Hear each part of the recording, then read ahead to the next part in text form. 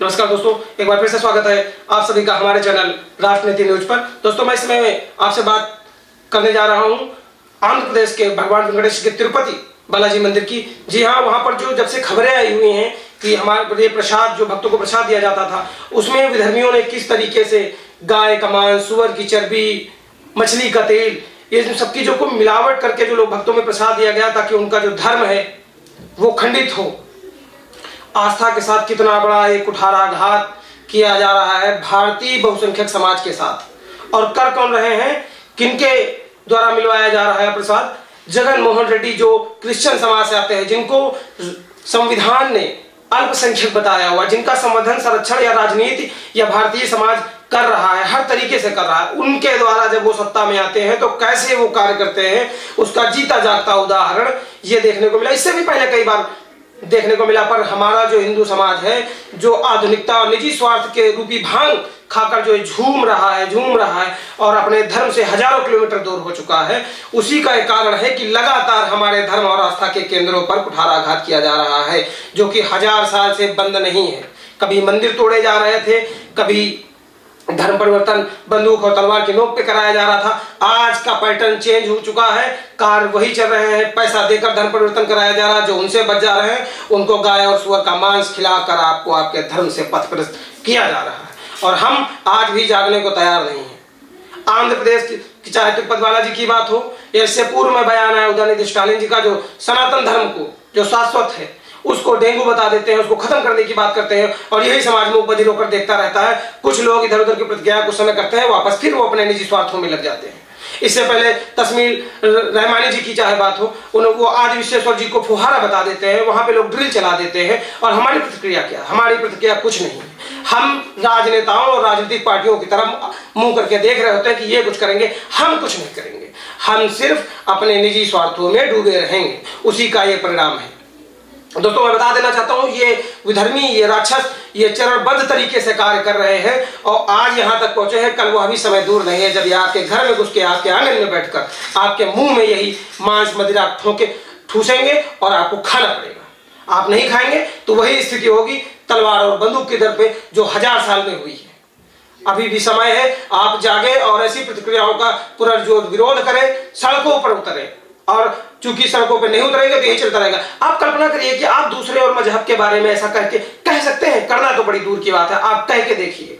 आप कहेंगे यही सरकार त्वरित, उसी 24 घंटे नहीं बीतेगा आप काल कोठरी के पीछे पहुंच जाएंगे, और अगर बच भी जाते हैं तो आपको गुमनाम जीवन गुजारना पड़ जाएगा। कितने लोगों की हत्याएं कर दी गई, कमलेश तिवारी हो, कन्हैया लाल हो, ऐसे अनगिनत सैकड़ों लोग की हत्याएं हुई हैं, सिर्फ वक्तव्य को लेकर, समर्थन को लेकर।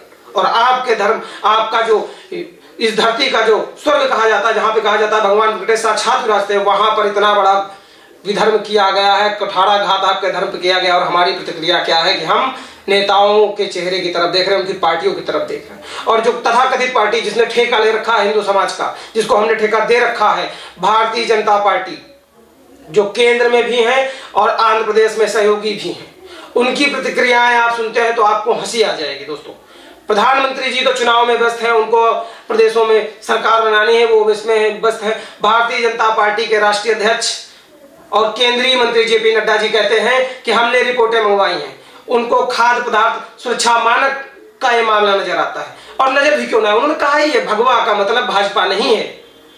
और हम आज भी भाजपा की तरफ ही चेहरा उठाकर देख रहे हैं कि वो कुछ करेंगे, हम कुछ अपने से नहीं करेंगे। हमने ठेका उनको दे दिया है, अब कोई चाहे उसमें गाँव का मांस मिलाए, किसी का भाई मांस मिलाए, तो ये दिन भी दूर नहीं कि जब आपके घर में आपके ऊपर ठूसा जाएगा। दोस्तों, ऐसे मामले जब आप शास्त्रों में देखते हैं कि आपके शास्त्र क्या बताते हैं ऐसे राक्षसी कुकृत्य के लिए, तो आप जब रामायण काल में अगर देखते हैं, शास्त्रों में देखते हैं, तो वहां विश्वामित्र जी के साथ भी यही था। जब वो हवन यज्ञ पूजन कर रहे थे तो वहां पे भी राक्षस मदिरा और मांस ही आकर डाल रहे थे और आपके पूजन को, आपके धर्म को दूषित कर रहे थे। उसी के लिए राजा दशरथ से भगवान राम और भगवान लक्ष्मण को लेके गए थे, जिन्होंने उनका राक्षसों का वध किया, संहार किया और धर्म की रक्षा की, जिनके लिए हम आज उनको मर्यादा पुरुषोत्तम राघवेंद्र भगवान राम कहते हैं, उनकी पूजा करते हैं। आज उसी धर्म में किया जा रहा है, और ये बहुसंख्यक समाज तमाशा बनकर देख रहा है, और बस नाम चिन्ह विरोध चल रहे हैं। 2-4 दिन बाद अभी सब खत्म हो जाएगा और हम फिर से उसी कार्य, अभी तो भी जीवन दिनचर्या उसी चल रही है। किसी भी संगठन ने, किसी भी व्यापारी मंडल ने, किसी ने भी विरोध नहीं किया है।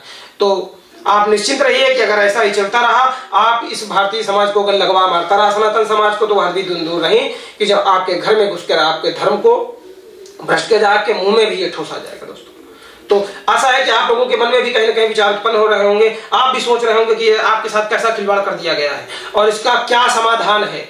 इतना बड़ा मंदिर है, पूरे देश में दान करता है मंदिर, कितने सारे ट्रस्ट चलाता है, कितना समाज के लिए कार्य करता है। क्या वह एक बड़ी गौशाला नहीं कर सकता? उसको बाहर से गेहूं खरीदना पड़ रहा है। भारतीय वैदिक लक्षणा गाय की हम बात करते हैं, आप सूअर की चर्बी, गाय की चर्बी और मछली का तेल खिलाया जा रहा है। कितना बड़ा है, आप सोचेंगे तो आपकी रूह कांप जाएगी। आपके पूर्वजों ने हजारों साल जिस शाकाहारी धर्म, जिस सनातन धर्म को अपनाया, आपको आपके द्वारा पाले गए लोग ही, जिनको आप अल्पसंख्यक कहते हैं, काहे के अल्पसंख्यक है आपके साथ वो जो इतना बड़ा कुठाराघात कर रहे हैं। दोस्तों, अल्पसंख्यक नहीं है, अभी आपको एक गिनती में अल्पसंख्यक लग रहे हैं, कुछ दिन और रुकिए, ये आपको इसी देश में आपका धर्म नहीं जीने देंगे।